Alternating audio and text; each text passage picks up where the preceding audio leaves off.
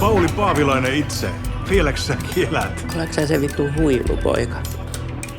Sä olit ennen aina niin iloinen. Muistaks mua? Yhdellä 10 000 potilaista. Sekavuus, tunteiden latistuminen. Opeta nyt helvettiin. Perusta oma bändi, saatana. Se oli ihan mielenkiintoista. Täällä päin tommosta varmaan kuultukaan. Pitäisikö koittaa soittaa jotain yhdessä? Siis mä oon klassinen muusikko. Me unohdetaan nyt, millain mitä soittimia soitetaan. Mun maku on ehkä vähän primitiivistä. Sitten lähdetään tekemään historiaa. Se tehdään jotain sellaista, mitä kukaan ei ole vielä kuullut.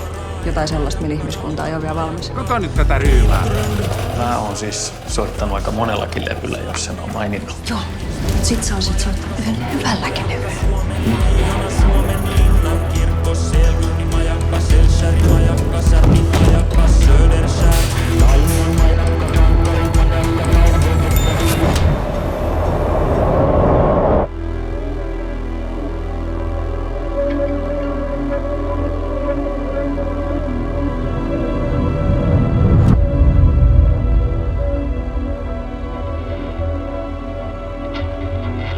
Ja kuinka moni raumalainen on tehnyt levy, mikä jonain päivänä lähetetään avaruuteen?